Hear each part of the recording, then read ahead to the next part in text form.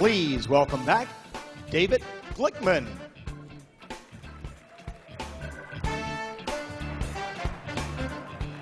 Thank you.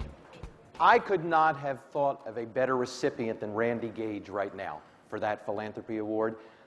I think he's a great, great recipient. Randy, I'm going to tell them what happened. When I arrived at the hotel early Friday, Randy and I were actually getting here at the exact same time.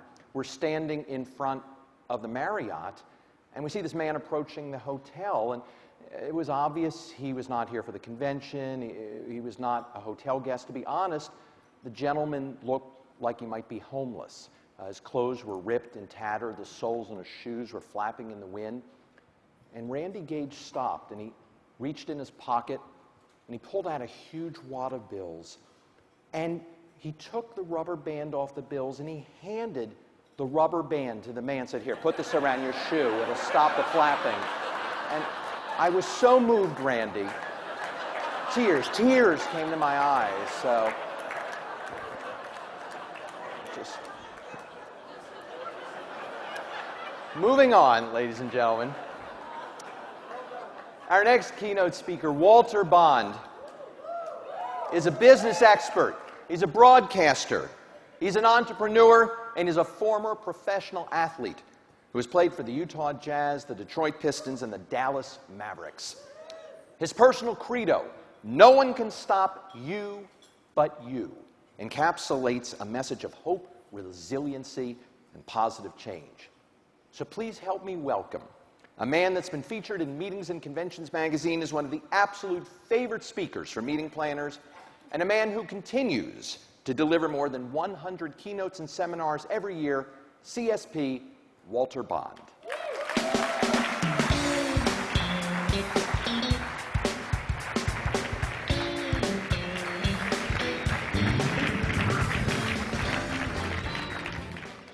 All right, if you're ready to have a good time, say uh-huh.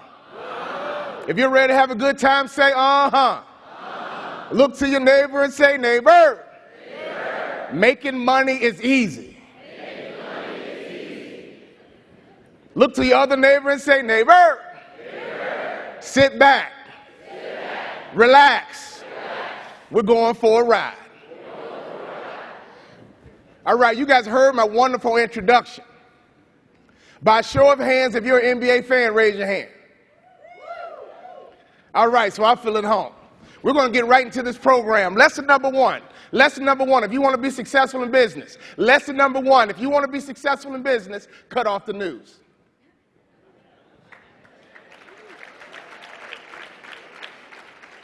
Here's why. The media is a business just like you. The media has figured out that America is addicted to negative information.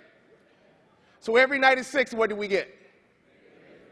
Think about it, people. When's the last time you watched the news, turned to your wife, husband, significant other, and said, "Honey, I feel real good about America"?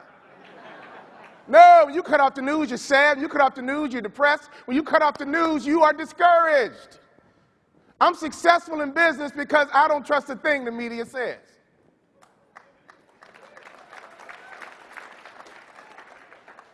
If you listen to the media, you would swear every black guy who plays in the NBA was raised by a single mom, played his way out the ghetto, and you are thoroughly convinced we all go broke when we're done playing sports.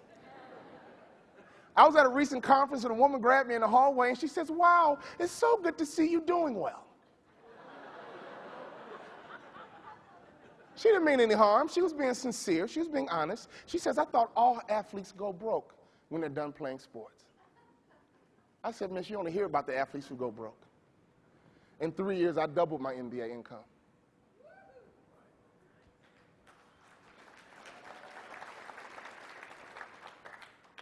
So what I want to do today is tell you my story, but most importantly, give you some information that can make your business more successful. I made it to the NBA because I was fundamentally sound. So when I got done playing sports and started my speaking business, I didn't focus on making money. I focused on the fundamentals of motivational speaking. Because I figured if I become fundamentally sound as a motivational speaker, the same way I became fundamentally sound as an NBA basketball player, if I become the best in the world in the motivational speaking industry, the money will follow. Does that make sense? So what I want to do today is go over all the fundamentals. And when I'm done with you today, you will be convinced that making money is easy. So if you're ready to have a good time, say, uh-huh. Here's a typical NBA story. You guys all heard it before. Young black man grows up in the rough and tough inner city, raised by a single mom. And he plays his way out the ghetto. My story is very different. My story is very unique. I promise you've never heard my story before in your life. I grew up in the rough and tough inner cities of Chicago. And I had a rough childhood, but here's why. My father was 6'6", 240 pounds.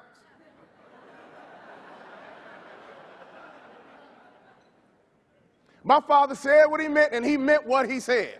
I get a kick out of parents nowadays. We live in what I call the timeout generation. All of a sudden, the way our parents raised us wasn't right. We got a new way to raise kids. I see parents all over America counting.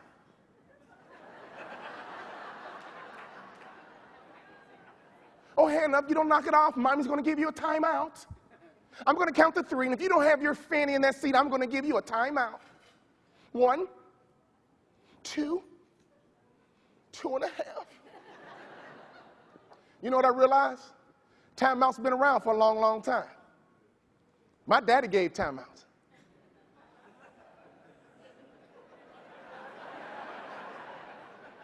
His timeouts were different. My daddy was a country boy from Tennessee. Raised a sharecropper, moved to Chicago to raise his family. So even though I'm a Chicago inner city kid, my mama and my daddy were country. Now I don't know about you, this is how our timeouts went. My daddy only owned 3 belts. He had a black belt for his black shoes, he had a brown belt for his brown shoes, and my daddy had a 3rd belt I never ever saw him wear with clothes.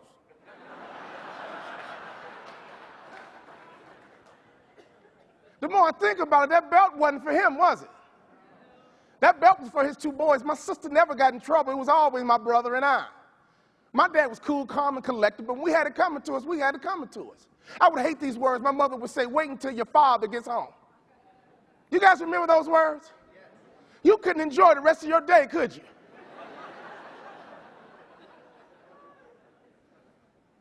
My father would pull into the driveway, get the report from my mom. And he would call me and my brother, Walter Lewis, come here. And this is how our timeouts went. My daddy would grab that favorite leather belt and he would spank us until he got tired. And then my dad would take a timeout.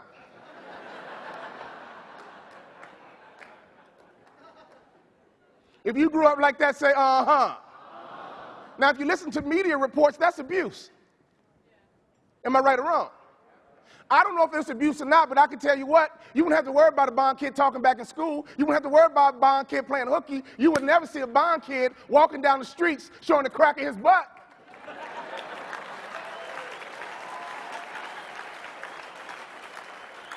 Now, I am not saying go home and beat your kids. I'm not saying that. Some of you guys looking at me like, Lord, I can't wait to get home. I am not saying go home and beat your kids. What I am saying, to make sure your kids can hear your voice. I could always hear my daddy's voice. My daddy's voice could protect me on the streets of Chicago when he was not even there. My daddy would say, go out, have a good time, play with your friends, but don't let the street lights beat you home. When those street lights come on, don't be on the steps, don't be in the driveway, have your butt in the house, clear instructions. Go out, have a good time, play with your friends, but don't let the street lights beat you home. When those street lights come on, don't be on the front steps. Don't be in the driveway. Have your butt in the house. I could always hear my daddy's voice. My daddy died 10 years ago to prostate cancer, but I can still hear my daddy's voice. I have a rhetorical question for you. Can your audience still hear your voice? After your keynote is done, can they still hear your voice? If you want to have a successful business, if you want to be a phenomenal keynoter, consultant, you have to make sure that your audience can still hear your voice. I remember the first day of high school. My father was a high school principal. I was not raised by a single mom. I didn't play my way out the ghetto. Everyone in my family has master's degrees. But here's where it got tough. The first day of high school, I walked in full of confidence.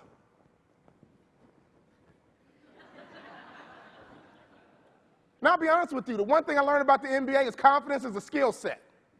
If you want to be the best in the world at what you do, I believe confidence is arrogance under control.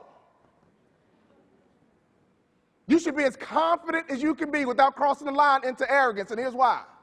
Arrogant people stop growing.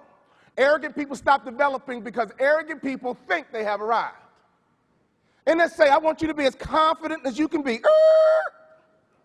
without crossing that line into arrogance. The only thing I miss about the NBA, to be honest with you, is hanging around 15 people all day long who are thoroughly convinced they're the best in the world at what they do. People ask me all the time, don't you miss playing in the NBA? Actually, I don't. Oh, yes, you do. No, I don't. Think about it. I don't miss the money. I make more. I don't miss the travel. I travel more. The only thing I miss about the NBA is hanging around 15 people all day long who are thoroughly convinced they're the best in the world at what they do. Brian Tracy puts it this way. Your salary will be the average of your 5 closest friends. So if you need to make more money, you need to get some new friends. At the end of my NBA career, all my friends were NBA players. So they would call the house and leave messages. Well, what's up, dog? This your boy. I'm at the crib just chilling. Holla at your boy, dog. I'll translate because some of you guys didn't understand what I just said. They called to say hi.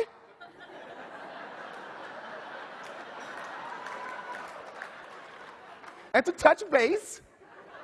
And when you're free, call me back. Holla at your boy. My wife would get these messages, and she said, Walter, these are good guys. These are your friends. But you're a motivational speaker now. You can't go to a conference saying, what's up, dog? I said, watch me. My wife said, you need some new friends. We need to join the country club. Country club? What is a brother like me going to do in the country club? But Brian Tracy is right. Your salary will be the average of your 5 closest friends. I've been at the country club for 13 years now.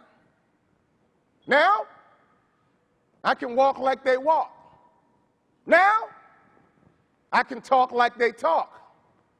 Now, I think like they think. Now, I make what they make. Who are your 5 closest friends? Who have you allowed to influence you? Simple formula. When I joined NSA, I was blessed. I met a guy named Desi Williamson, Mr. Impact. He took me to lunch. I had a business that was failing. I was losing $10,000 a month. When the bill showed up, I looked the other way because I didn't have enough money to pay for lunch. I was embarrassed. I was humiliated. I didn't have $30 to pay for lunch because my first business failed, and I invited him to lunch. That bill sat on the table for about 15 minutes until Desi picked up the cue. And he paid for lunch, and he sold it to me for an hour. I found out later that Desi Williamson was my cousin. Desi introduced me to Willie Jolly. Desi introduced me to Keith Harrell. And the next thing I knew, I was a full-fledged member of NSA. So I turned from the NBA to NSA.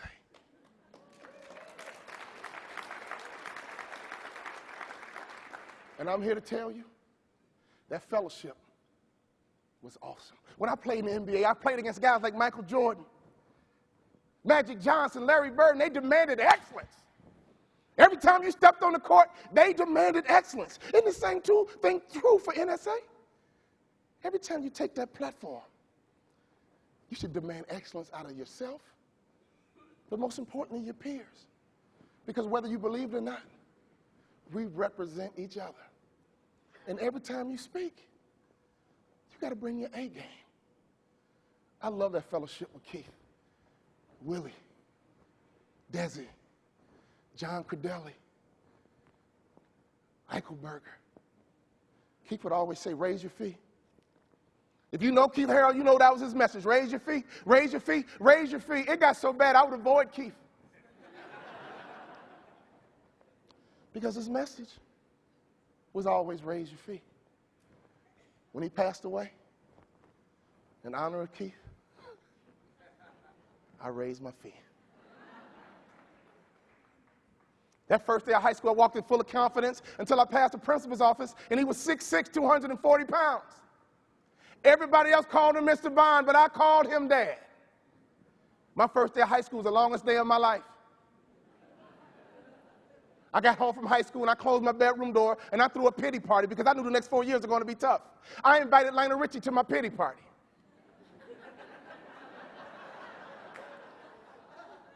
Oh, you throw pity parties too? Oh, my May is slow, my June is slow, my July is slow. I don't know a motivational speaker who never had a slow month. I'm the only motivational speaker that will endorse a pity party. Here's my one stipulation. I give you 3 days to throw a pity party. No matter what you're doing, you're crying about bureaus, you're crying about dates, you're crying about fees, you're crying about product, I give you 3 days to throw your pity party, and after 3 days, you better come up with the plan.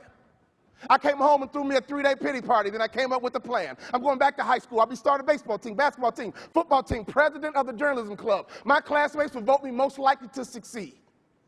4 years later, I'll start a baseball team, basketball team, football team, president of the journalism club. And my classmates voted me most likely to succeed. I made one mistake. I crossed the line of confidence, and I became arrogant. I became one of the top basketball players in the country. I got recruited from coast to coast, and that's how I learned how to sell. College football coaches and basketball coaches are the greatest salesmen on this earth. And here's why. Hear me and hear me good. They don't sell tangible products. They sell hopes and dreams. As a speaker, stop selling products and start selling hopes and dreams. We close about 99% of the calls that come into my office because I understand that principle. I don't sell a keynote. I sell a hope and a dream. I tell every meeting planner I plan on being the best motivational speaker your group's ever had. After you guys hear my message, you're going to have a hard time following me up next year. And that's fine because I have a follow-up keynote to the keynote I'm going to give anyway.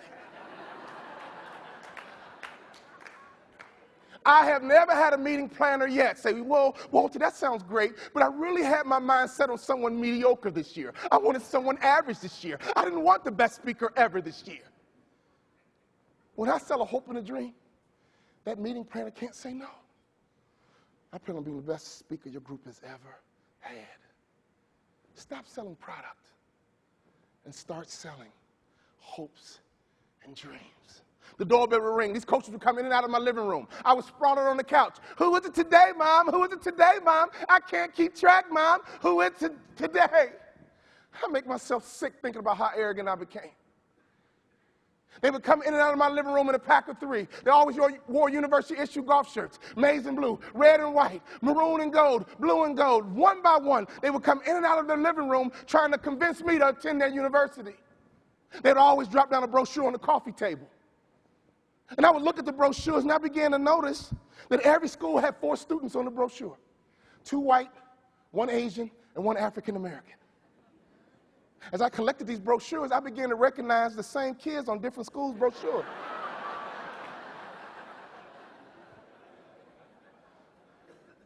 And all of a sudden, the light clicked on. This is big business. This is big business. If you're brand new to NSA, even though you took off your newcomer sticker and trying to hide and blend in,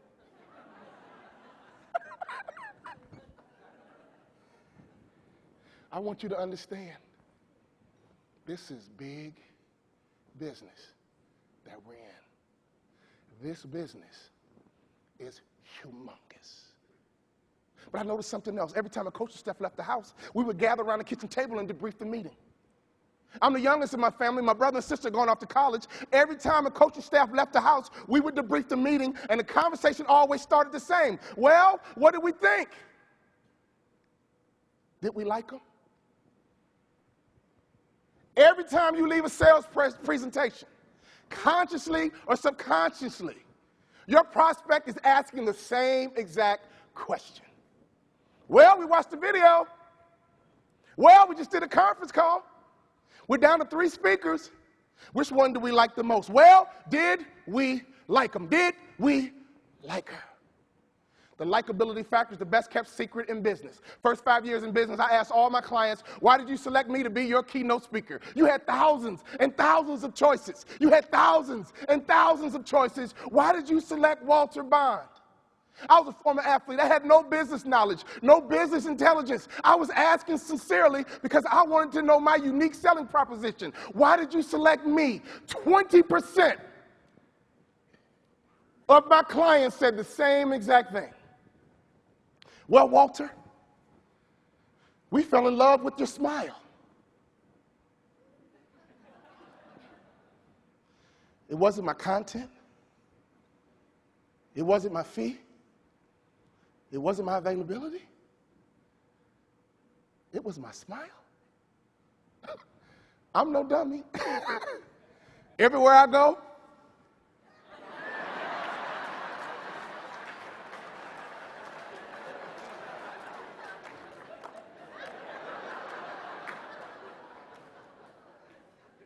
every time you make a sales presentation, every time you do a keynote, consciously and subconsciously, your clients and prospects are asking the same question: did we like them?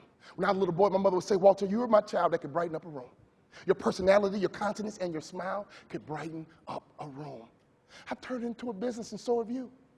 But I also know this: some people brighten up a room when they enter.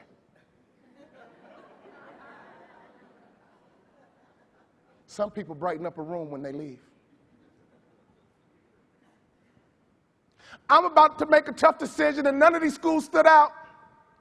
I don't know about you, I hate tough decisions. I could go the rest of my life and never make another tough decision. When I make a tough decision, I start to second guess. When I make a tough decision, I always think like, oh God, I hope I made the right decision.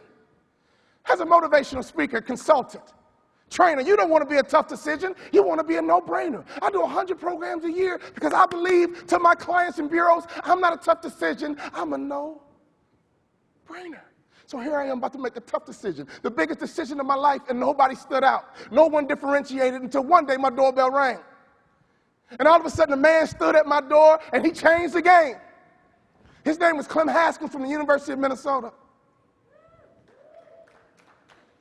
All the other coaches wore university-issue golf shirts. Clem Haskins walked into my house, three-piece suit, fresh haircut. He looked like success. He looked like money. He looked like success. He looked like money. He looked like success. He looked like money. When you see Nito Cobain, he looks like success. He looks like money. When you see Randy, he always looked like success. He always looks like money. Let me give you $1 million secret. Always look like success. Always look like money.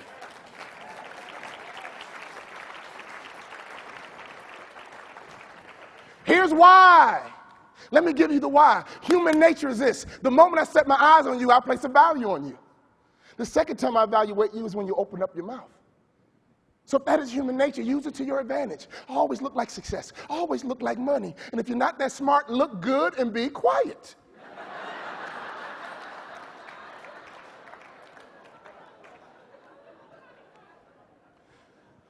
My coach walked into the house. Before he said a word, he passed the eyeball test. Every time you do a keynote, every time you do a program, even if you're in a hallway setting up your product, even if you're doing a sound check, they should be able to walk into that room and say, you must be our speaker because you look like success and you look like money. My coach had an advantage before he opened up his mouth, but he didn't stop there. He came in the kitchen and ignored my presence and started talking to my mom first. He found out my mother is a native of Kentucky. Clem Haskins is a native of Kentucky. He stood in the kitchen, and all he talked about was Kentucky. He didn't talk about playing time. He didn't talk about graduation rates. He didn't talk about follow-up programs and blogs and back-of-the-room sales and one-sheets and I won't tell the bureau if you don't tell the bureau.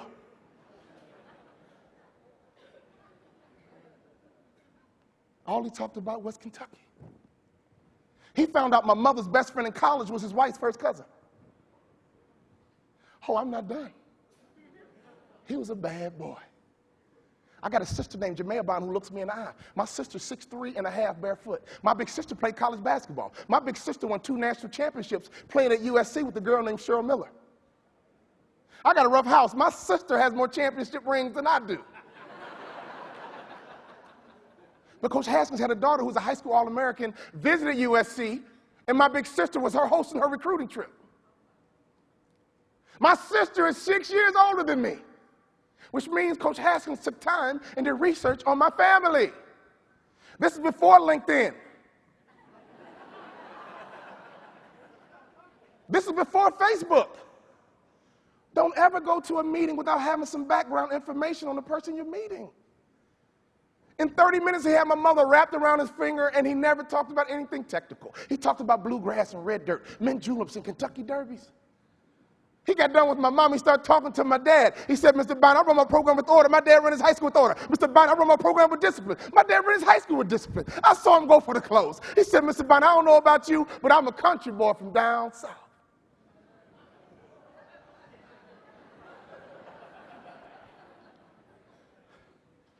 He knew my daddy was a country boy from down south.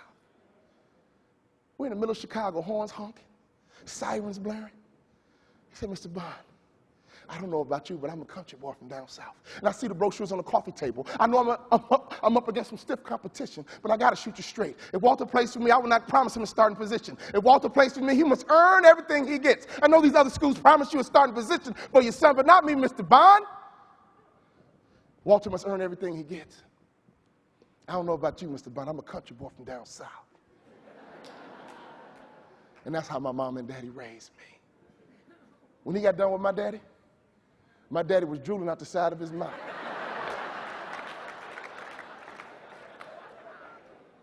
And right before he left the house, he pointed and looked me in the eye. He says, Walter Bond, you're the key, son. You are the key. If I get you to my campus, you are the key. He didn't sell me a tangible product. He sold me a hope and a dream. He left the house. We gathered around the kitchen table. I'm the baby of the family. All of a sudden, I felt encouraged to take charge of this meeting. Now, I no longer had a tough decision. All of a sudden, I had a no-brainer. I said, Mom, what did you think? Did you like him? My mama said, child, please. Everybody knows Clem Haskins in Kentucky. He's a legend in Kentucky.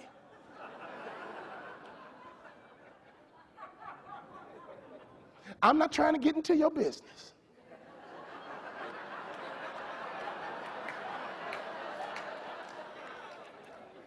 But I really like that man.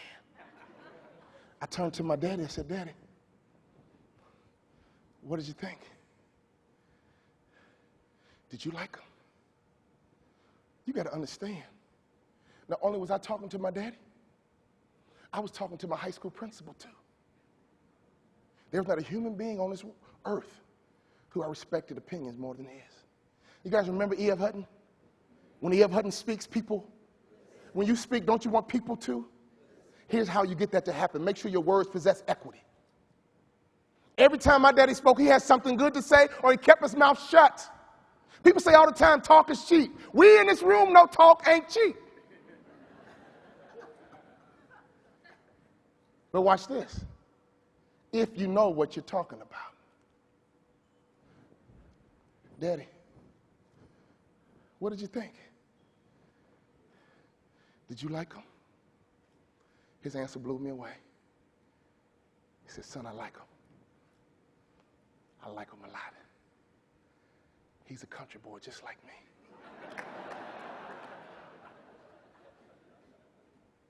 My mom and daddy taught me your eyes are the gateway to your soul, son. Don't ever trust a man who won't look you in the eye. I like him.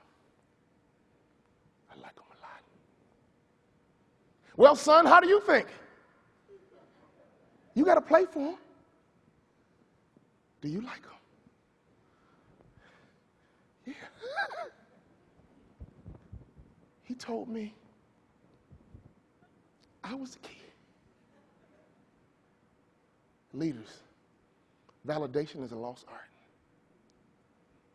When he told me I was the key, he built loyalty. When he told me I was the key, he built confidence. When he told me I was the key, he had my heart. I showed up at the University of Minnesota. I met my first teammate. What's up, dog? My name is Walt Bond, all state from Chicago. In other words, the Messiah has arrived. My teammate stood up and said this. What's your name again? Walt Bond, all state. Okay, but my name is Willie Burton, all American. From Detroit, Michigan. Taught me a lesson. No matter how good you are as a keynoter, there's always someone better than you. No matter how good you are at giving webinars, there's always someone better than you. No matter how good you are from transforming a keynote into a consulting deal, 7 figures, there's always someone better than you. I want you to be confident in NSA because confidence is critical. But don't you ever cross that line into arrogance. The next day was our first practice. Here was my plan. I'm going to find the toughest guy on the team. I'm going to dunk the ball in his face, and I'll be the star like I was in high school. I got in the locker room and I found the toughest guy on the team. His name was Richard Coffey. Richard Coffey was a former member of the 82nd Airborne. Richard Coffey had been to the military for 4 years before he ever stepped foot on the college campus. I'll be honest with you, the first time I saw his body up close was the first time I questioned God.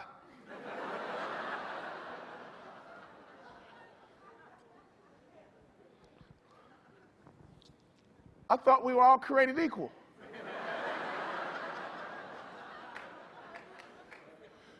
I saw Richard in the shower. We are not created equal.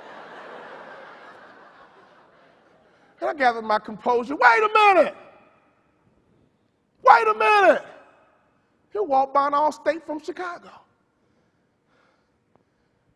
Coach told me I was the key. Practice starts. I'll grab a loose ball, get my chance. Bring it on, Richard Coffey. Let's go, baby. Bring it on, Uncle Sam. Let's go. Woo! And right before I got to the rim, I saw a UFO.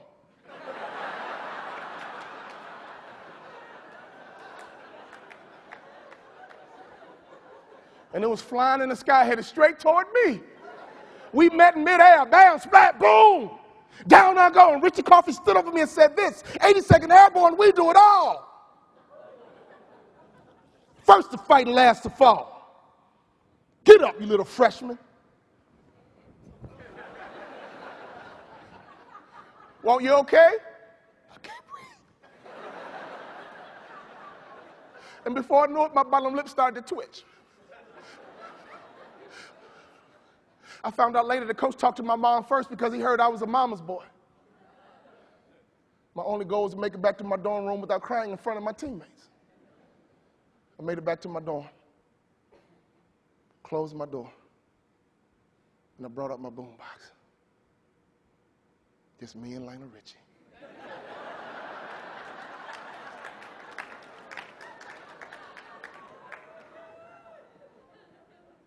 I've been alone with you inside my mind. And in my dreams I kiss your lips 1,000 times. I sometimes see you pass outside my door. Hello! Oh! I threw a good old pity party for 3 days. And on that 3rd day, I cut off my boombox. And I came up with the plan. I'm going back to practice. I'm going to turn this program around, and one day I'm going to play in the NBA. One day I'm going to wear an NBA uniform. It's my first NSA conference. One day I'm going to be on that main platform.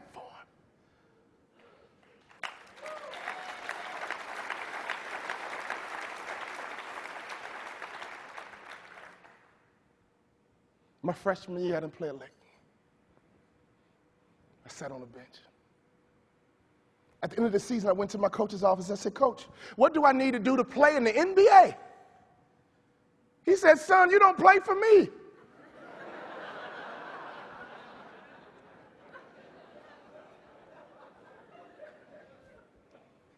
I know. But next season, I plan on becoming somebody different. You might be part-time, struggling to go full-time. You can, but you got to be committed to becoming somebody different. You're not booked all the time and you wonder why bureaus won't call you back. You got to become somebody different. If you want to make $1 million a year, you can do it. But you got to become somebody different. Because where your business is today is not your lot in life. It's merely your point of reference. Walter, you can't run, you can't jump, you can't dribble, you can't shoot. You can't rebound, son. I said, thank you, coach. See, when there's intimacy in leadership, you can be honest. Teach your leaders to create intimacy, and they can be brutally honest. He knew my mama, he knew my daddy, and he knew me. My sophomore year came around, he began to play me, and before I knew it, I became the top 6 man in the country. There was no one in America better than me coming off the bench. He never started me, but I came off the bench, and I carved out a niche. I became a top 6 man in the country. I carved out a niche. Listen to that say, if you want to get booked all the time, if you want to have a successful business, if you want your business to be stable, you must carve out a niche and own it. There's tons of professional athletes who cost a whole lot of money to be at their conference.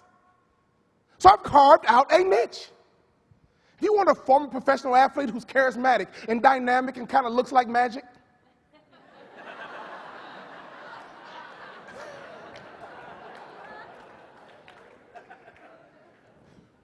and who won't completely wreck your budget, who do you call? Walter Bond. I've carved out a niche, and I own it.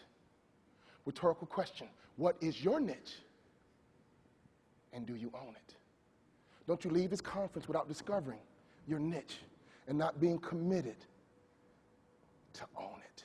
I don't care if you're a speaker, I don't care if you're a bureau, you gotta have a niche, and you gotta own it. I own my niche so much that my senior year rolled around, I was a preseason All Big Ten selection. Even though I never started at the University of Minnesota, they selected me to be preseason All Big Ten. 2 of my teammates went to the NBA. Instant millionaires. Willie Burton came back to campus. He signed a 5-year, $14 million contract to play for the Miami Heat. He came back to campus in a custom Corvette. He said, my Corvette changes colors, bruh. Willie, shut up. Your Corvette, it's just custom NBA stuff, bruh. My Corvette changes colors. I sat in front of the dorm all day long to see if he was full of crap. In the morning, it was pearl white. By 3 o'clock, it was purple. When the sun went down, it was green. It hit me. You did it, man. We all came with these dreams, but you did it. We all joined NSA with big dreams. And you can do it too. But you got to get bigger, stronger, and faster every single year. You got to be committed to becoming someone different. My senior year rolled around. I'm in great shape. I'm ready to have a breakout season and join my friends in the NBA. But the first game of my senior year, I broke my foot. I came back in 6 weeks and I broke my foot a second time. College career was over. I got offered a $75,000 job to become a hospital administrator because one of my season ticket holders liked me. The likability factor is real. The likability factor is powerful. The likability factor was working on my behalf before I understood the power of likability. Right before I took the job, my daddy called me on the phone. And he asked me a question. He said, son, you broke your foot twice. What's next? I said, well, Daddy, I'm going to be a hospital administrator. He said, son, let me ask you a question. Do you believe you're an NBA player? Huh? Do you believe you're an NBA player? Can I tell you about my daddy? When I was a little boy, my daddy would always pick me up. If he came home from work and he was tired, it didn't matter. He would pick me up. At the nursery after church, he'd pick me up. All I had to do was make a request. All I had to do was lift up my arms, and my daddy knew the drill. My daddy would always pick me up. Does anybody know why children are fascinated with being picked up? Children around this world, before they can talk, they want to be picked up by mama. Daddy, pick me up, mama. Pick me up, daddy. When they can't speak it, they will give you the message to pick me up. The reason why children are fascinated with us picking them up, because when you pick up a child, you change their perspective instantly. And all of a sudden, they can see the world the way you see it. My daddy was 6'6". I love when my daddy picked me up. When he picked me up, all of a sudden the world seemed different. If you want to make big money as a motivational speaker, trainer, consultant, that's what we get paid to do, to change our clients' perspective on leadership, perspective on selling, perspective on organizational management. Maybe you're not busy, maybe you're not getting booked because you're not changing people's perspective. Because if you change someone's perspective, you will always hear their voice. My daddy said, if you believe you're an NBA player, son, go for it. But Dad, I never started in college. But Dad, I got a screw in my foot. But. All of a sudden I heard a voice from heaven said, Walter, all but stink.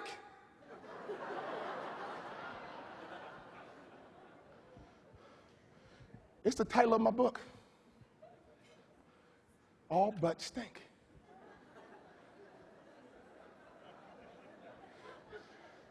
Every time you hear the word but, everything after it is an excuse. Even though I was 21, even though I could bench press 300 pounds, my daddy was smart enough to realize that his baby boy needed to be picked up one more time. You have kids and grandkids. Let me give you a little bit of advice. Don't you ever stop picking them up. Well, my son's a drug addict. I don't care. Pick him up. Well, my daughter had 5 kids by 6 different men. I don't care.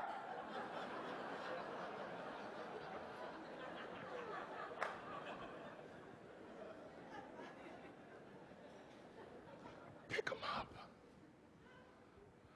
My daddy, no matter what I did, no matter how I failed, no matter how I struggled, my daddy would always pick me up and change my perspective. In closing, I walked into my coach's office after that conversation with a cast on my foot. I said, Coach, what do I need to do to play in the NBA? He teared up and said, son, when I recruited you, I heard you was a mama's boy.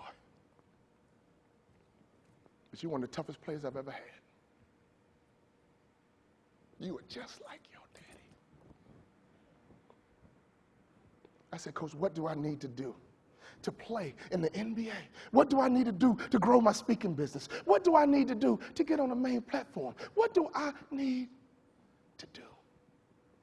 My coach said, son, you should be a motivational speaker. You want to talk about words possessing equity? I'm a motivational speaker. Because what my college basketball coach said to me,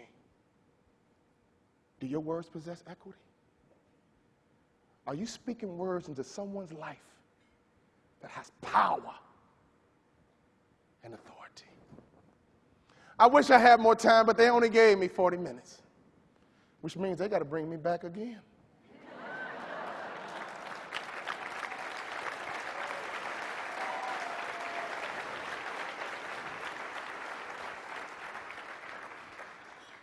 But just to close the loop, not only did I make it to the NBA, I became the first ever undrafted rookie free agent in the history of the Dallas Mavericks to start opening night. I hadn't started a basketball game since high school. In my first NBA game, I was in the starting lineup. And I'll never forget. Starting at shooting guard for the Dallas Mavericks. 6'5", 215 pounds, from Chicago, Illinois, Walter Bond. I'm here. I made it. The first time I spoke professionally, I got paid $25 in gift certificates to Applebee's.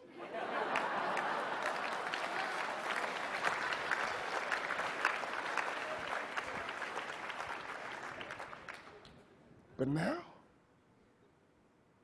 I'm here on the main platform at NSA. And for years, I sat where you sat. Your salary will be the average of your 5 closest friends. At this conference, network and seek out mentors. Because mentors is what this business is all about. And I promise you, if you hang with the 5, if you make 5 good choices, I promise you, it will have a major impact on your business. Keith Hurl was a good choice, am I right or wrong? Desi Williamson was a great choice, am I right or wrong? Willie Jolly was a great choice, right or wrong? I got a couple of people here I mentor. Morrison, stand up. Mark Eaton, you can sit down, but if you want to, you can stand up. We'll see you either way.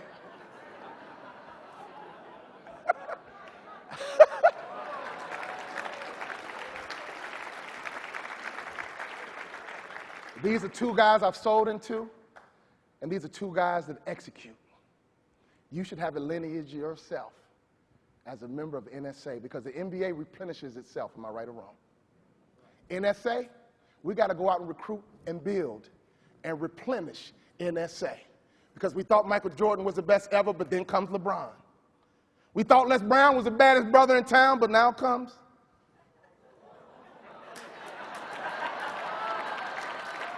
You said it, not me. Follow the instructions on the screen. Want to thank you for your time. This is Walter Bond, all states from Chicago. Thank you. Thank you. Thank you. Thank you. Thank you. Thank you.